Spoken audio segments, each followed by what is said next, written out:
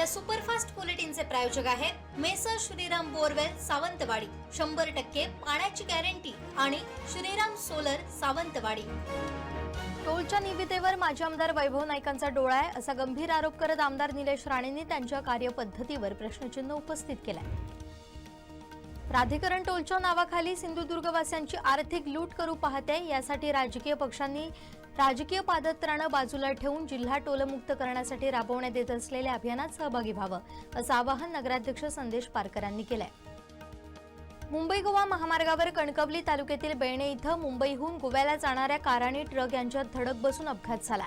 या अपघातात सावंतवाडी बांदा येथील माधव कुटुंबीय जखमी झालेत। यात 9 वर्षीय मुलाचा देखील समावेश आहे।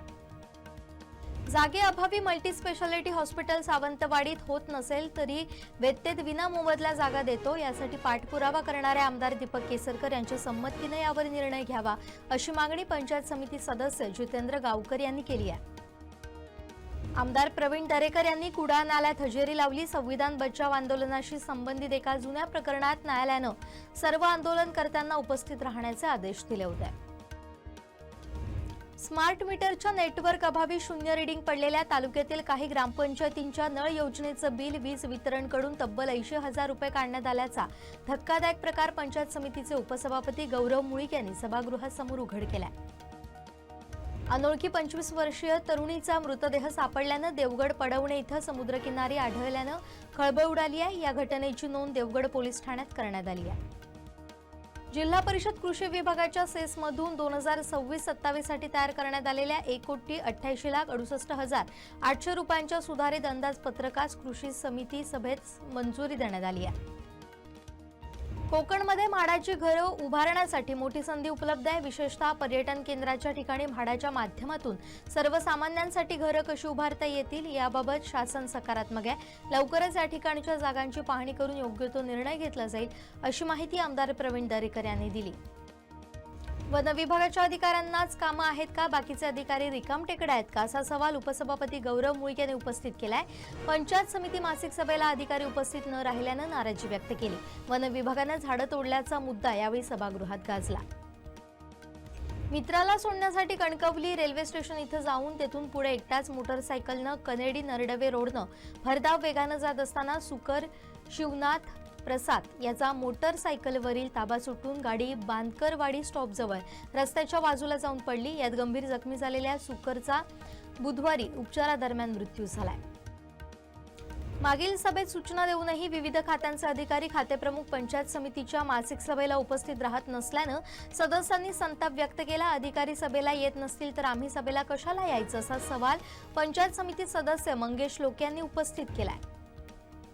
जिल्हा परिषद निवडणूक 2026 मध्ये माझगाव मतदारसंघातून विक्रमी मताधिक्यानं विजयी होऊन शिक्षण आणि कृषी समितीचे सदस्य म्हणून निवड झाल्याबद्दल शिक्षण प्रसारक मंडळ सावंतवाडी संस्थेच्या वतीनं संस्थेचे अध्यक्ष विक्रांत सावंत यांचा गौरव करण्यात आला। टोल प्रश्नावरून टीका करणारे ठाकरे गटाचे माजी आमदार वैभव नाईक यांच्यावर दरेकरांनी निशाणा साधलाय। वैभव नाईक यांनी टीका केली नाही तर त्यांचं अस्तित्व आहे की नाही असा प्रश्न निर्माण होतो, त्यामुळे अधूनमधून त्याचे फुटकार सोडावे लागतात असल्याचं ते म्हणाले। कणकवलीतील ओटवाडी येथील सुवर्णा नारायण रावले या 66 वर्षीय महिलेच्या गळ्यातील 2 सोन्याच्या चैन दोघांनी भर दिवसा घरात घुसून लंपास केल्या। त्या प्रकरणी 23 वर्षीय साईल उर्फ सिद्धेश मिलिंद रसाळ आणि त्याच्या मित्राविरोधात गुन्हा दाखल करण्यात आलाय। सावंतवाडी शहर आणि कोलगाव परिसरातून 2 दुचाकी चोरीला गेल्याची घटना उघडकीस आली आहे। 21 एप्रिलला 9 ते 22 एप्रिलला सकाळी 7 या कालावधीत या चोऱ्या झाल्या असून या प्रकरणी सावंतवाडी पोलीस ठाण्यात गुन्हा दाखल करण्यात आलाय। तळेरे कोल्हापूर राष्ट्रीय महामार्गाचं काम सध्या अर्धवट अवस्थेत असून नाधवडे इथं सुरू असलेल्या कामादरम्यान ठेकेदारानं रस्त्यावर ठेवलेल्या साहित्यामुळे अपघात झाल्याचा आरोप पंचायत समिती सदस्य देवानंद पालांडे यांनी केलाय। ठेकेदाराच्या हलगर्जीपणामुळेच हा अपघात घडल्याचं त्यांनी सभेत स्पष्ट केलंय। कलमठ जिल्हा परिषद बाजारपेठ शाळा नंबर 1 परिसरात एका इमारतीच्या व्यावसायिक गाळ्यामध्ये बिअर बार सुरू होतोय। बार सुरू करण्याबाबत कार्यवाही करण्यासाठी राज्य उत्पादन शुल्क विभागाचे अधिकारी जागेची पाहणी करण्यासाठी कलमठमध्ये दाखल झाले, मात्र बारला ग्रामस्थांनी विरोध केला। ओसरगाव टोलनाका सुरू करण्याचा प्रयत्न केल्यास मनसे टोलनाका बंद पाडेल असा इशारा जिल्हाध्यक्ष ॲडव्होकेट अनिल केसरकर यांनी दिलाय। दोडामार्ग तालुक्यातील खनिज उत्खनन आणि वाहतुकीवर कारवाई करण्यासाठी तहसील कार्यालयासमोर उपोषण सुरू करण्यात आलंय. कायमस्वरूपी खनिज उत्खनन आणि वाहतूक बंद केल्याशिवाय मागे घेणार नसल्याची भूमिका यावेळी मांडण्यात आली. दशावतार क्षेत्रातील युवा कलाकार कृष्णा उर्फ Sahil Shankarlad arts tourism and culture फेस्टिवलमध्ये नुकताच राष्ट्रीय लोकगौरव सन्मान परिषद गोवा महाराष्ट्र राज्य 2026 पुरस्कारानं सन्मानित करण्यात आला. सावंतवाडी येथील आरपीडी हायस्कूलचे गणित विषयाचे सेवानिवृत्त शिक्षक गुणवंतराव बिरंबोळे यांचं किरकोळ आजारानं वारणा नगर इथं बुधवारी 22 एप्रिलला निधन झालं. शिक्षण प्रसारक मंडळाच्या आरपीडी हायस्कूलमध्ये तसेच दोडामार्ग हायस्कूलमध्ये त्यांनी 35 वर्ष अध्यापनाचं काम केलं.